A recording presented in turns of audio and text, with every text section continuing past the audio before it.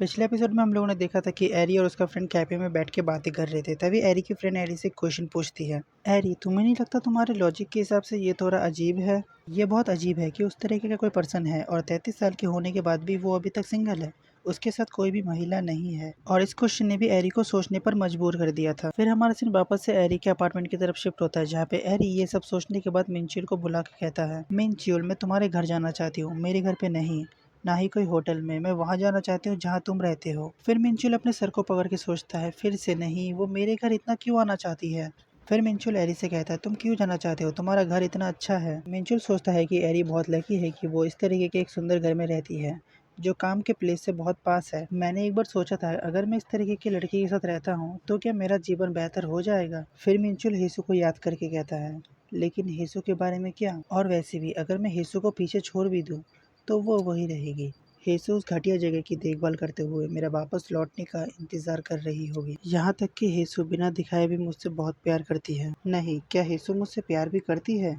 लोग लकड़ी की तख्ते नहीं हैं, लेकिन फिर भी वो बहुत कठोर रहती है, बिना किसी शिकायत या इमोशन के। ये बहुत निराशाजनक है कि मैं चाहे कुछ भी करूँ, वो एक इमोशनलेस डॉल की तरह है। फिर मिंचुल कल रात के बारे में सोचता है, जहाँ पे हेसु मिंचुल से पूछता है, तुम्हारे कपड़े के ऊपर मेकअप का निशान क्यों है और वो किसका है? ये सोच के मिंचुल हंसने लगता है। फिर एरी कहती है, क्या तुम अचानक क्यों हंस रहे हो?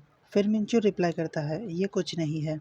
फिर मिंचुल सोचता है, उस टाइम मैं गुस्सा था, लेकिन सच कहो तो ये मुझे कुछ हद तक अच्छा महसूस हुआ। और मिंचुल को इस तरीके से बिना वजह हंसते हुए देख के एरी परेशान हो जाती है और वो कहती है, क्या बकवास है, ये कितना अनोइंग है। फिर एरी बोलने की कोशिश करती है, क्या तुम जा रहे हो? तभी मिंचुल उसे पकड़ के किस कर लेता है और मिंचुल किस करते हुए सोचता है, अफेयर एक एंटरटेनमेंट की तरह है और मुझे पकड़ा नहीं जाना चाहिए, लेकिन मैं ये सोच के कि मैं पकड़ा जा सकता हूँ, आने वाली खुशी को मैं जाने नहीं दे सकता। फिर मिंचुल एरी को पागल बनाना शुरू करता है। वो कहता है कि मैं इस तरीके से नहीं जी सकता और मैं परिवार के उस मेंबर के सहारे जी रहा हूँ जिसे तुमने उस दिन देखा था, क्योंकि मैं गरीब हूँ और अगर तुम उस घर को देखोगे तो शायद भाग जाना चाहोगे। फिर एरी रिप्लाई करती है, मुझे परवाह नहीं है। फिर मिंचुल कहता है, मेरे पेरेंट्स नहीं है, मैं कॉलेज नहीं गया हूँ और मैं पढ़ा लिखा भी नहीं हूँ और मेरे पास कुछ भी नहीं है। फिर एरी उसे थोड़ी देर हैरानी से देखती है और मिंचुल साइड में मुंह करके सोचता है, जैसे कि मैंने सोचा था जब मैंने स्वीकार किया कि मैं गरीब और लूजर हूँ और मेरे माता पिता भी नहीं है, तो लोग नॉर्मली मुझसे दूरी बना लेंगे। फिर एरी मिंचुल को गले लगा के कहती है, कोई बात नहीं, इससे कोई फर्क नहीं पड़ता कि तुम किस प्रकार के व्यक्ति हो। ये ठीक है, ये सचमुच ठीक है। और मिंचुल एरी को अपने घर इनवाइट करता है, तो क्या तुम मेरे घर आओगी? इसके बाद हमें अगले दिन का सुबह का सीन दिखाया जाता है और आज ही इनका वेडिंग एनिवर्सरी है। हेसु किचन में खाना बना रही थी, तभी मिंचुल रूम से बाहर आता है। हेसु मिंचुल को देख के कहती है, ओह तुम जाग रहे हो, तुम आज जल्दी उठ गए। फिर मिंचुल कहता है, हाँ मुझे आज ऑफिस जल्दी जाना है। ये कह के मिंचुल वॉशरूम की तरफ जाने लगता है, तभी हेसु पीछे से आवाज देती है, मिंचुल क्या तुम आज बिजी रहोगे? मिंचुल रिप्लाई करता है, मुझे नहीं पता, मुझे जाकर पता लगाना होगा और मैं नहाने जा रहा हूँ। ये कह के मिंचुल नहाने के लिए चला जाता है और हेसु हाँ बोल के सोचने लगती है, मैंने शाम को काम से छुट्टी ले ली है, हाँ मुझे बाद में दोबारा पूछना पड़ेगा। उसके बाद हमारा सीन फ्लावर शॉप की तरफ शिफ्ट होता है, जहाँ पे हेसु अपने काम को बहुत जल्दी जल्दी खत्म करने की कोशिश करती है। वो बहुत सारे गिफ्ट को पैक करती है, फिर शॉप की साफ सफाई करती है, उसके बाद जल्दी से काम खत्म करके उस शॉप से बाहर आ जाती है और उसकी फ्रेंड उससे कहती है, तुम्हारे हार्डवर्क के लिए शुक्रिया हेसु, और घर जाते टाइम सावधान रहना। फिर हेसु फोन को देखते हुए अपने आप से कहती है, मैंने पहले ही मिंचुल को मुझसे कांटेक्ट करने के लिए कहा था, क्या उसने जवाब दिया? मिंचुल ने मैसेज किया था कि आज मुझे ओवर टाइम काम करना होगा, इससे कोई फर्क नहीं पड़ेगा क्योंकि तुम भी काम कर रहे हो, है ना? फिर हेसु थोड़ी देर उस मैसेज को देखती है, फिर हंसते हुए रिप्लाई करती है, हाँ मैं भी देर तक काम करूंगा, चिंता मत करो, बहुत मेहनत करो और घर वापस आ जाओ। फिर हेसु एक खाली सड़क पे खड़े होकर सोचती है, मैंने एक बेवकूफ की तरह सोचा था कि आज के दिन को एक स्पेशल दिन की तरह याद रखा जाएगा, हालांकि मुझे पता है कि उम्मीदों के बिना जीना सबसे अच्छा है। फिर हेसु सोचती है, मुझे शायद अपने बॉस से कांटेक्ट करना चाहिए और अभी अपने पार्ट टाइम जॉब में जाना चाहिए। और हम देखते हैं कि रोज का नया बॉडीगार्ड हेसु के ऊपर नजर रख रहा था। उसके बाद हमें मिंचुल और एरी को दिखाया जाता है, जो एरी मिंचुल का हाथ पकड़ के कहती है, मुझे ये बहुत पसंद आया, मुझे इतनी जल्दी तुम्हारे घर जाने की उम्मीद नहीं थी, लेकिन हर बार जब मैंने तुमसे तुम्हारे घर ले जाने के लिए कहा तो तुम उसमें इंटरेस्ट नहीं दिखाते थे, इसीलिए मुझे लगा कि इस बार भी तुम मुझे अपने घर लेकर नहीं जाओगे। और एरिक खुश होते हुए कहती है, वाह मैं आखिरकार मिंचुल के घर जा रही हूँ। फिर मिंचुल हंसते हुए कहता है, क्या तुम्हें ये इतना पसंद है? फिर एरी रिप्लाई करती है, बिल्कुल, अगर तुम मुझे अपने घर लेके जाते हो तो इससे ऐसा लगता है कि हम दोनों और भी सीरियस रिलेशनशिप में हैं, और क्योंकि ये तुम्हारे साथ है ये और भी ज्यादा अच्छा है। फिर मिंचुल कहता है, हीटर ठीक से काम नहीं कर रहा है, ये बहुत ठंडा होगा। फिर एरी रिप्लाई करती है, ये ठीक है, मैं बस तुमसे लिपट जाऊंगी, और तुम्हारे हाथ ये बहुत गर्म है, मुझे ये बहुत पसंद है। फिर मिंचुल कहता है, अगर तुम चाहते हो कि हम गले लगे तो मैं तुम्हें गले लगाऊंगा, और अगर तुम हाथ पकड़ना चाहते हो तो हम हाथ पकड़ेंगे। मैं वही करूंगा जो तुम चाहते हो एरी। फिर एरी हंसते हुए कहती है, ठीक है। फिर मिंचुल अपने मन में कहता है, ये ठीक है। इस दुनिया में कुछ लड़कियां ऐसी है जो खुद अपनी मर्जी से नरक में जाना चाहती है, जैसे हेसु जो 10 साल से ठंड और गरीबी में खड़ी रही। फिर हम रोज को देखते हैं जो उन दोनों का पीछा कर रहा था। फिर वो अपने फ़ोन को निकाल के अपने बॉडीगार्ड को कॉल लगाता है। फिर वो कहता है, जय ठीक है, मैं कपड़े बदलने जा रहा हूँ। ये काम जितना जल्दी होगा उतना ही अच्छा होगा। फिर रोज स्माइल करते हुए कहता है, मैं अभी थोड़ा जल्दी में हूँ। फिर हमारा सीन मिंचुल और एरी की तरफ शिफ्ट होता है। वो दोनों घर तक पहुंच गए थे। फिर मिंचुल लाइट को ऑन करते हुए कहता है, मैंने तुमसे कहा था ना ये घर बहुत पुराना है ना, और इसे इतना गौर से मत देखो, ये बहुत एम्बैरेसिंग है। और एरी उस घर को देख के हैरान थी, क्योंकि उस घर में एक भी दाग नहीं था। मॉम हमेशा कहती थी, तुम चाहे किसी पुराने घर को कितना भी साफ कर लो, वो कभी भी साफ नहीं दिखती। इसीलिए ये बहुत मेहनत का काम है और इसे इतना साफ रखना बहुत मुश्किल होगा। आप सच में अमेजिंग है। फिर मिंचुल हंसता है और सोचता है, हालांकि ये सब हेसू की बदौलत है। अच्छा है, मुझे ये बहुत अच्छा लग रहा है। फिर मिंचुल देखता है कि एरी को ठंड लग रही है। वो उसके कंधे पे हाथ देके हंसते हुए कहता है, एरी क्या तुम्हें ठंड लग रही है? चलो लिविंग रूम के अंदर चलते हैं, यहाँ बहुत ठंड है। आप जैसे किसी को तो यहाँ एक दिन भी रुकने पर सर्दी लग जाएगी। अगली बार चलो आपके घर चलते हैं। फिर एरी कहती है, मैंने आपको कहा तो जब तक आप मुझे पकड़े रहोगे तब तक ये ठीक है। और मिंचुल जैसे गर्म व्यक्ति के साथ क्या मुझे हेटिंग की जरूरत है? फिर वो लोग इंटीमेट होना शुरू कर देते हैं। मिंचुल मेहनत करते हुए पिछले रात के बारे में सोच रहा था, जहाँ पे हेसु ठंड से कांप रही थी। मिंचुल उसकी मदद करने के बारे में सोचता है। मिंचुल कहता है, क्या तुम्हें ठंड लग रही है? तुम आज बहुत ज्यादा कांप रहे हो। हेसु रिप्लाई देती है, हाँ इस हफ्ते बहुत ज्यादा ठंडी हो गई है।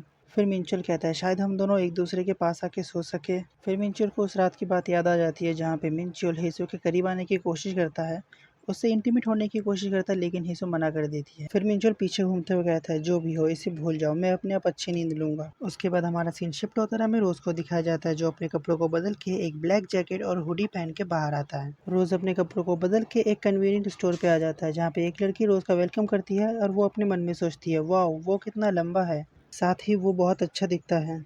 लेकिन रोज को इतना सारा सामान लेते हुए देख के वो सोचती है, क्या बकवास है, क्या कोई फंस गया है या कुछ और। फिर रोज वो सारा सामान उस लड़की के पास ले जाके कहता है, प्लीज इस सभी का कितने पैसे हुए काउंटिंग करके मुझे बताइए। तुम लोगों ने एक चीज नोटिस किया है, उसने एक ही सामान को बहुत सारा लिया है, शायद ये उसका किसी प्लान का हिस्सा है। फिर वो लड़की थोड़ी कंफ्यूज होकर कहती है, ओह हाँ, और वो अपने मन में ही कहता है, आखिर ये कितने सारे हैं, आखिर वो इतने सारे हॉट पैचेस के साथ क्या करने का प्लान बना रहा है। ओके, ये सारे हॉट पैचेस है, अगर तुम इसे अपने शरीर में लगा के रखोगे तो ये तुम्हारे शरीर को गर्म रखेगा। वो लड़की सारा सामान पैक करके रोज को देते हुए कहती है, मुझे लगता है कि आप सर्दियों में लंबी हाइकिंग के लिए जा रहे हो। फिर रोज रिप्लाई करता है, ऐसा नहीं है, मुझे ये एक ज़रूरी काम के लिए चाहिए। फिर हम देखते हैं कि रोज वो सारे हॉट पैचेस अपने ऊपर यूज़ कर लेता है। और अगर तुम्हें समझ में नहीं आ रहा है कि रोज इतने सारे हॉट पैचेस को अपने ऊपर यूज़ करके क्या करने वाला है, तो तुम्हें थोड़ी देर में पता चल जाएगा। उसके बाद हमारा सीन रेस्टोरेंट की तरफ शिफ्ट होता है, जहाँ पे हेसु काम करती है। वहाँ पे एक वर्कर बाहर बैठ के स्मोकिंग कर रही थी, तो रोज उसके पास आके कहता है, माफ करना। फिर वो लड़की रोज से पूछता है, क्या हुआ? फिर रोज कहता है, सॉरी मुझे माफ करना, लेकिन क्या आप मेरे लिए हेसु को बुला दोगे? और रोज का चेहरा पूरी तरीके से लाल था, उसे देखने से ऐसा लग रहा था कि उसका तबीयत खराब है। उसके बाद वो लड़की अंदर जाके हेसु को आवाज लगाती है, और हेसु एप्रन पहनते हुए कहती है, क्या आपने मुझे बुलाया? फिर वो लड़की कहती है, हाँ। फिर वो हेसु के चेहरे को नोटिस करती है। वो कहती है, तुम्हारा चेहरा वो थोड़ा सा लाल है, क्या तुम अच्छा महसूस नहीं कर रही? फिर हेसु रिप्लाई करती है, मुझे थोड़ा सर्दी और बुखार है, लेकिन मैं ठीक हूँ। लेकिन तुमने मुझे क्यों बुलाया? फिर वो लड़की कहती है, ओह ठीक है, कोई तुम्हें बाहर ढूंढने आया था। फिर हेसु कहती है, क्या मुझे कोई बाहर ढूंढने आया है? फिर वो लड़की कहती है, हाँ। और हेसु सोचती है, क्या वो मिंचुल हो सकता है, और मैंने बेवकूफ़ की तरह अपनी उम्मीदों को बढ़ने दिया। फिर हेसु की फ्रेंड कहती है, अभी तक कोई भी कस्टमर नहीं आया है, इसीलिए जल्दी करो और देख के आओ। फिर हेसु सोचती है, क्या उसने हमारी शादी की सालगिरह को भूलने का नाटक किया? लेकिन क्या उसने मुझे सरप्राइज करने का कोशिश किया? और एक्साइटमेंट से मेरा दिल तेजी से धड़कने लगा। फिर हेसु गेट खोलते हुए मिंचुल को बुलाती है, लेकिन वहाँ पर कोई भी नहीं था। फिर वो सोचती है, यहाँ पर तो कोई भी नहीं है, क्या यह सिर्फ एक मजाक था? उसी टाइम रोज उसे पीछे से आके पकड़ लेता और कहता है, नोना। फिर हेसु उसकी तरफ हैरानी से देखती और कहती है, मैंने तुमसे कहा था ना कि मुझे नोना मत बुलाना। सच में अगर किसी ने सुन लिया तो तुम क्या करोगे?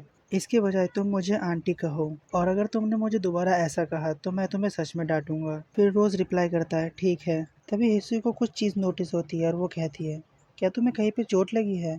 मेरे पास आओ। फिर हेसु रोज के गाल को टच करके देखने लगती है। फिर रोज कहता है, मुझे माफ़ करना, भले आपने मुझसे कहा था कि मैं आपसे कांटेक्ट ना करूं। इसी बीच हेसू सोचती है, अरे बाप रे, ये तो जल रहा है। फिर रोज अपने बात को कंटिन्यू करते हुए कहता है, मुझे लगता है कि मैं बीमार हूँ। फिर हेसू कहती है, तुम्हें कहाँ दर्द हो रहा है, मुझे और बताओ। फिर रोज रिप्लाई करता है, मुझे नहीं पता, मुझे बुखार है। और फिर हेसू कहती है, तुम इतनी तेज बुखार लेकर यहाँ पर क्यों आए हो? तुम्हें घर जाना चाहिए और कुछ दवाई लेकर आराम करनी चाहिए।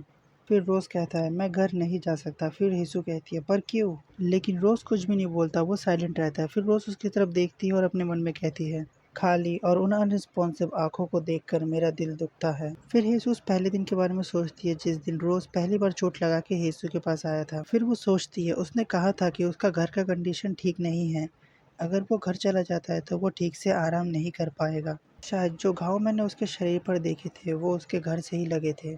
अब देखो, हेसू को ऐसा लग रहा था कि जो रोज का घर का कंडीशन है वो ठीक नहीं है, जो उसको चोट लगे थे वो उसके घर से ही लगे थे। घर में कोई है जो रोज को परेशान करता है, उसे मारता है। फिर हेसू रोज को एक जगह बैठा के वहां से जाने लगती है, लेकिन रोज उसका हाथ नहीं छोड़ता है। फिर हेसू कहती है, थोड़ी देर यहाँ पे बैठो, मैं बॉस से छुट्टी लेकर अभी आई। फिर रोज हेसू का हाथ छोड़ते हुए कहता है, ओह ठीक है, फिर आप जाइए।